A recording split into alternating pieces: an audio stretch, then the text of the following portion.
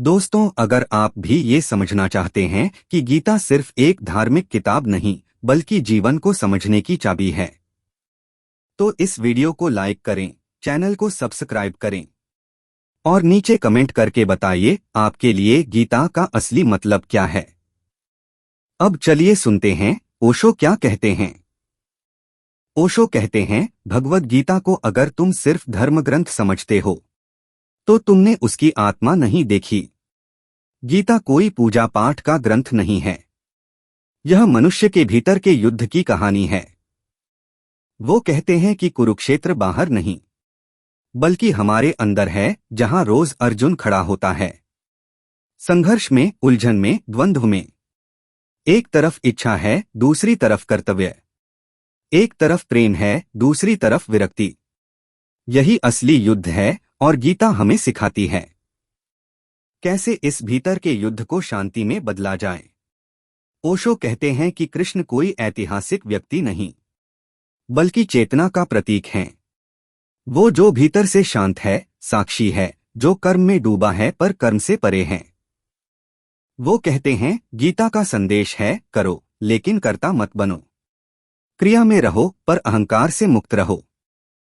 ओशो बार बार ये बात दोहराते हैं कि गीता धर्म नहीं सिखाती, वो ध्यान सिखाती है।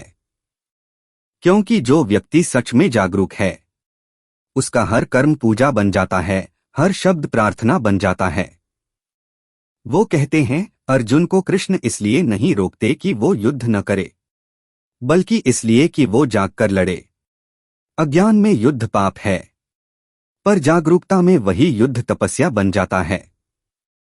गीता का सबसे गहरा संदेश ओशो के अनुसार यही है, जीवन को पूरी जागरूकता से जीना, हर पल साक्षी बनकर देखना।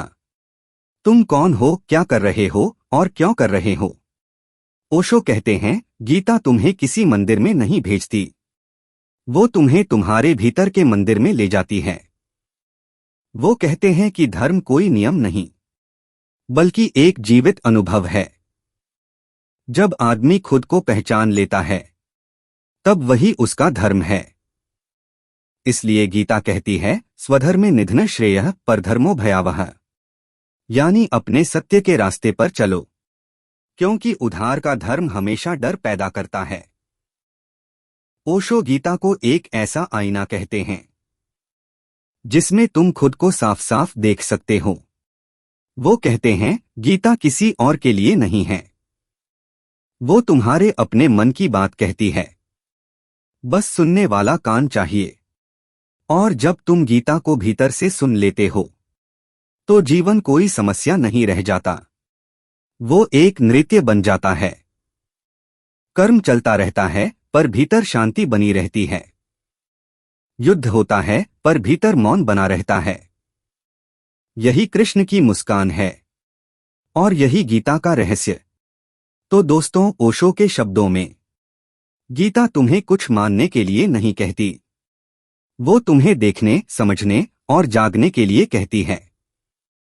अगर ये विचार आपको भी छू गए हों तो वीडियो को लाइक करें, कमेंट करें कि ओशो की गीता की कौन सी बात आपको सबसे गहरी लगी और चैनल को सब्सक्राइब करना मत भूलिए, क्योंकि ऐसे ही और गूढ़ विचार हम लेकर आते रहेंगे। फिर मिलेंगे एक नए दृष्टिकोण के साथ।